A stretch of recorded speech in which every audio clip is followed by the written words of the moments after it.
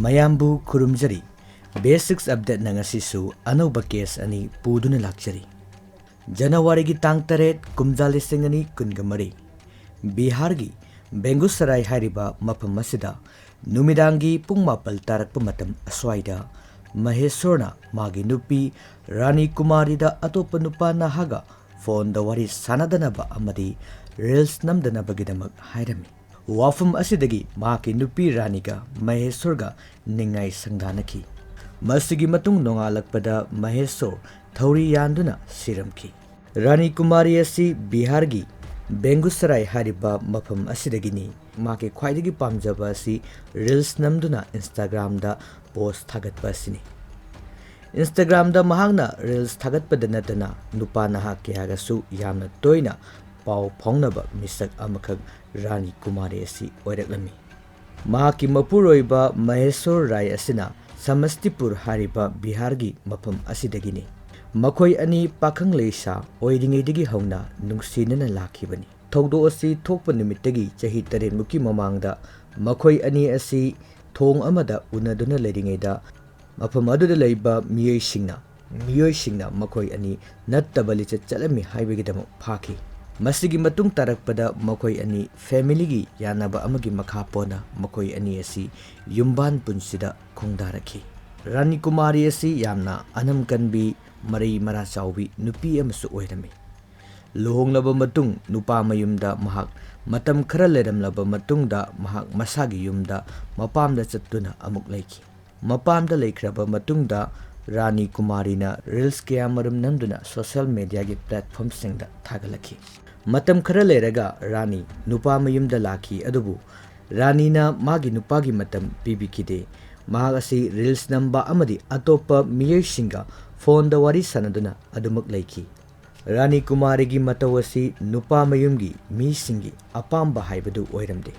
adubu luhongba naurukpani khanduna kanamatana Rani da wafum amata phongdok namde sahi ani leraba matungda macha nupa amakak phangjaki loinana Mahesor nasu Rani Kumari da reels namdana ba wafum hairami adubu Rani na maki Mapuroiba sina hairakliba wafum asi takhide Rani Kumari gi asauba asisu reels nambada Mapuroibana Thinglakpa asi magi asauba ama oirami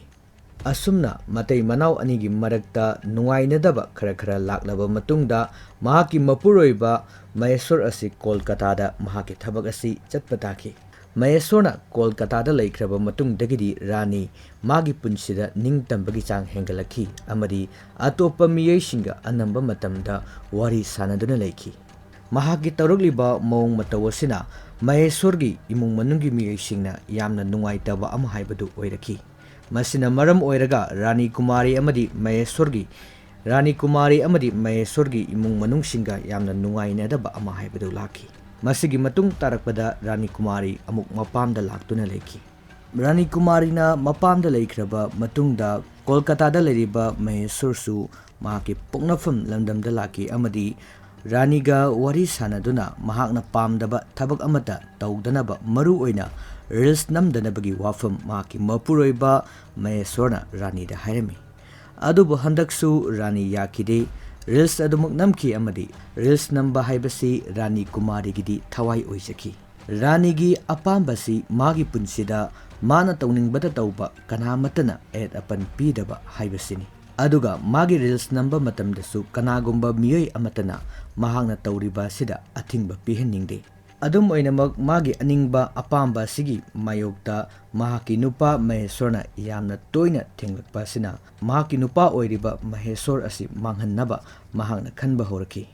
mahaki plangi matung inna January gi tang taret kumjali singani kunga marida Mapuroiba Mahesorbu magi manakta laknanaba kauki mahaki nupina kaurakpagi matung inna Mahesor nupi mayumda thunglaki mahakna lakpa matamda Rani ga nungsinai haina imung manungna thajanariba nupa amasu mafam aduda leiramki masigi matungda Mahesor amadi Rani makhoi anina hanjin saunaduna adumak leiriba reels nambagi matang asidagi makhoi ani khanaraki matai manaugi khatnaba sida Rani ga nungsinaba nupa su yausil laktuna amadi Rani gi manau nupi ani amasu yaruktuna makhoi mari changduna Mahesorbu imung aduda khauri lakhatuna hatkhi kupkharegi tungda Maheshwargi hakchang asi matau karamna manghangani haiduna khanduna leringei tanja aduda Maheshwargi manau nupa Rudalna Kolkata dagi call tawrukhi call adu ranigi nungsinaba nupa aduna okhi amadi singnaningai oiba mawng amada Maheshwar asi karigumba thabak khara tawri haiduna Maheshwarda phone asi pahelakide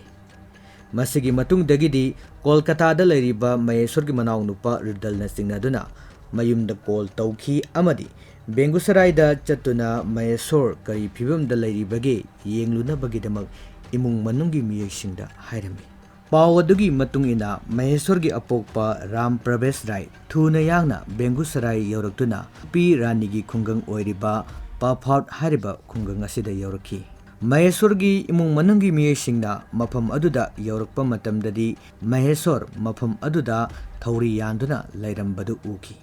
masigi matung dagidi Maheshwargi apokpa Ram Pravesh Raina thaudo asigi matangda police ta thunamuk pau piki amadi police singsu thuna yangna thaudok thokpam aduda lakhi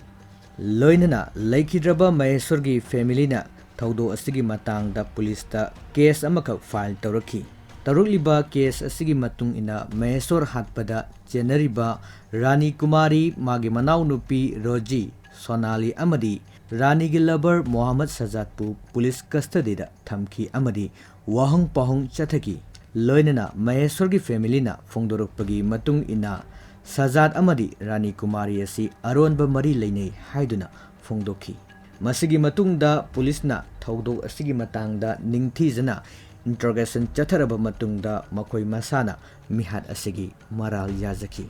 masigi matungda makhoigi phangphom tokpa dandi sing phangduna makhoi mari magpunna jailda miyat taki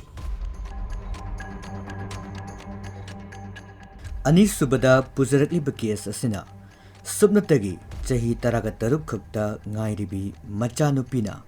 maga nungsinaba nupaga Manaraga mahakpu hek poksabi mamabu khauri lakhatuna Hatkhiba case ni thaudo asi Telangana gi Mechal district ki manungchana leriba Jindemela police station gi Sapu Nazar hariba mafum asida jungi tang kungahumdoi ningthokaba numit asida thokiba thaudokni thaudo asida laikhidrabi Anjali masagi chahi kuntraga mapan surabi nupi asi Telangana government gi cultural scheme ambagi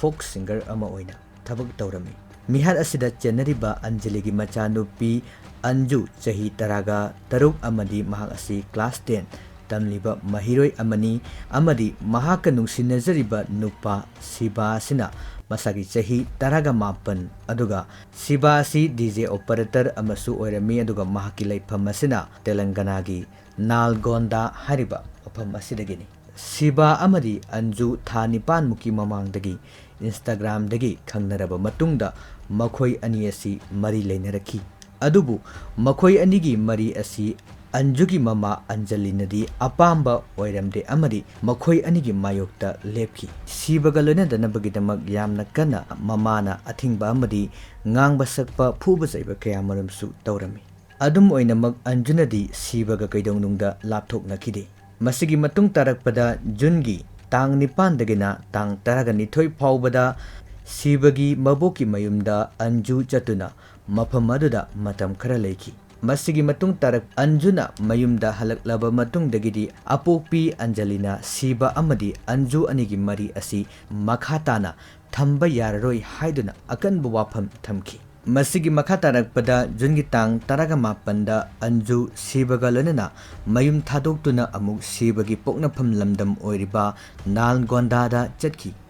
masigi matung tarakpada jungi tang kun asida Anjalina Jindemela police station da kidnapping case amakak fine tauki thangnaba numita Anjubu mahaki apokpi mama Anjalida sinaki masagi chahi taruk tangai rebi Anjuna mahaki apokpi mama Anjalina magi nungsi marida ayetpa oi haiduna yamna saurami amadi masida Anjuna magi nungsi mari asida yettanaba maga nungsi nazariba nupa Pagila Siba chahi 18 amadi Manau nupa Pagila Yaswan chahi 18 makhoi ahum logtu narami masigi matung ina jungi tang 12 ningthokaba numida sida makhoina ꯃꯤꯍꯥꯠ ꯑꯁꯤ ꯆꯠꯊꯅꯕ plan ꯇꯧꯈꯤ꯫ ꯃꯤꯍꯥꯠ ꯑꯁꯤ ꯆꯠꯊꯗ꯭ꯔꯤꯉꯩꯒꯤ ꯃꯥꯡꯑꯣꯏꯅꯅ ꯑꯟꯖꯨꯅ ꯃꯍꯥꯛꯀꯤ ꯃꯅꯥꯎꯅꯨꯄꯤ ꯑꯁꯤꯕꯨ ꯃꯃꯥꯟꯅꯕꯤꯁꯤꯡꯒ ꯁꯥꯟꯅꯔꯨꯅꯕꯒꯤꯗꯃꯛ ꯊꯥꯗꯣꯛꯈꯤ꯫ ꯃꯅꯥꯎꯅꯨꯄꯤꯅ ꯁꯥꯟꯅꯕ ꯆꯠꯈ꯭ꯔꯕꯒꯤ ꯃꯇꯨꯡꯗ ꯑꯟꯖꯨꯅ ꯁꯤꯕ ꯑꯃꯗꯤ ꯁꯤꯕꯒꯤ ꯃꯅꯥꯎꯅꯨꯄꯥ ꯄꯒꯂꯤ ꯌꯥꯁꯋꯥꯟꯕꯨ ꯃꯈꯣꯏꯒꯤ ꯏꯃꯨꯡꯗ ꯀꯧꯁꯤꯟꯈꯤ ꯑꯃꯗꯤ ꯑꯟꯖꯨꯅ ꯃꯄꯥꯟꯗꯒꯤ ꯊꯣꯡ ꯂꯣꯟꯁꯤꯟꯗꯨꯅ ꯂꯩꯔꯕ ꯃꯇꯨꯡꯗ ꯃꯅꯨꯡꯗ ꯌꯥꯁꯋꯥꯟ ꯑꯃꯗꯤ ꯁꯤꯕꯅ ꯑꯟꯖꯂꯤꯕꯨ ꯈꯧꯔꯤ ꯂꯥꯈꯠꯇꯨꯅ ꯃꯐꯝ ꯑꯗꯨꯗ ꯍꯥꯠꯇꯣꯛꯈꯤꯔꯝꯃꯤ꯫ ꯃꯁꯤꯒꯤ ꯃꯇꯨꯡ ꯇꯥꯔꯛꯄꯗ ꯁꯤꯕ ꯑꯃꯗꯤ ꯌꯥꯁꯋꯥꯟ ꯃꯐꯝ ꯑꯗꯨ ꯊꯥꯗꯣꯛꯇꯨꯅ ꯆꯠꯈꯤꯔꯝꯃꯤ ꯑꯃꯗꯤ ꯑꯟꯖꯨꯒꯤ ꯃꯅꯥꯎꯅꯨꯄꯤꯁꯨ ꯃꯌꯨꯝꯗ ꯍꯜꯂꯛꯈꯤ꯫ ꯑꯟꯖꯨꯒꯤ ꯃꯅꯥꯎꯅꯨꯄꯤꯅ ꯃꯌꯨꯝꯗ ꯌꯧꯔꯛꯄ ꯃꯇꯝꯗ ꯑꯟꯖꯨꯅ ꯊꯧꯗꯣꯛ ꯑꯁꯤꯒꯤ ꯃꯇꯥꯡꯗ ꯀꯅꯥꯃꯠꯇꯗ ꯄꯥꯎ ꯄꯤꯕ ꯌꯥꯔꯣꯏ ꯍꯥꯏꯗꯨꯅ ꯍꯥꯏꯔꯝꯃꯤ꯫ ꯑꯗꯨꯝ ꯑꯣꯏꯅꯃꯛ ꯑꯟꯖꯨꯒꯤ ꯃꯅꯥꯎꯅꯨꯄꯤ ꯑꯁꯤꯅ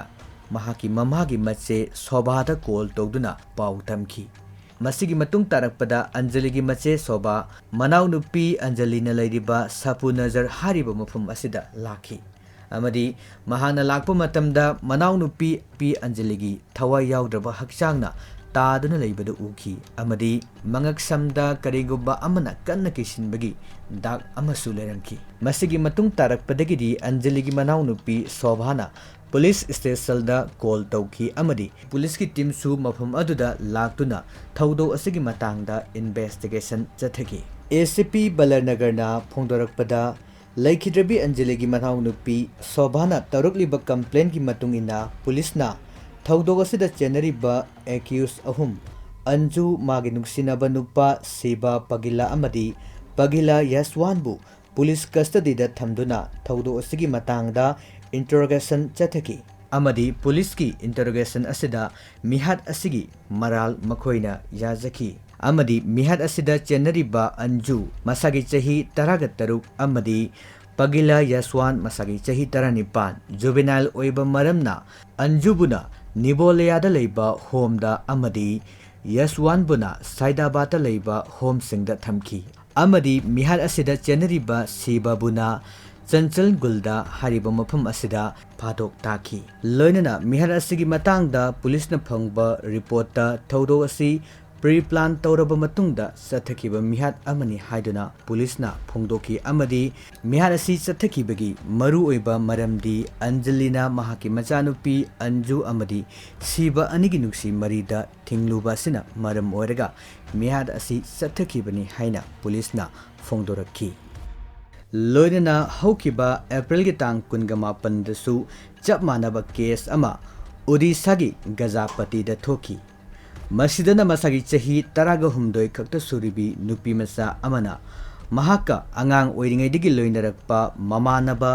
ꯒꯅꯦꯁ ꯔꯊ ꯑꯃꯗꯤ ꯗꯤꯅꯦꯁ ꯍꯧꯒ ꯃꯥꯟꯅꯔꯕ ꯃꯇꯨꯡꯗ ꯃꯍꯥꯛꯀꯤ ꯑꯄꯣꯛꯄꯤ ꯃꯃꯥ ꯔꯥꯖꯥ ꯂꯛꯁꯃꯤꯕꯨ ꯑꯄꯣꯛꯄꯤ ꯃꯃꯥ ꯔꯥꯖꯥ ꯂꯛꯁꯃꯤ ꯃꯁꯥꯒꯤ ꯆꯍꯤ 52 ꯁꯨꯔꯕꯤ ꯅꯨꯄꯤ ꯑꯁꯤꯕꯨ ꯑꯁꯥꯟꯕ ꯌꯨꯝ ꯑꯃꯗ ꯍꯥꯠꯈꯤꯕꯒꯤ ꯊꯧꯗꯣꯛ ꯑꯃꯁꯨ ꯊꯣꯛꯈꯤ꯫ ꯍꯥꯏꯔꯤꯕ ꯊꯧꯗꯣꯛ ꯑꯁꯤꯅ ꯄ꯭ꯔꯣꯄꯔꯇꯤꯒ ꯃꯔꯤ ꯂꯩꯅꯅ ꯍꯥꯏꯔꯤꯕ ꯃꯤꯍꯥꯠ ꯑꯁꯤ ꯆꯠꯊꯈꯤꯕꯅꯤ꯫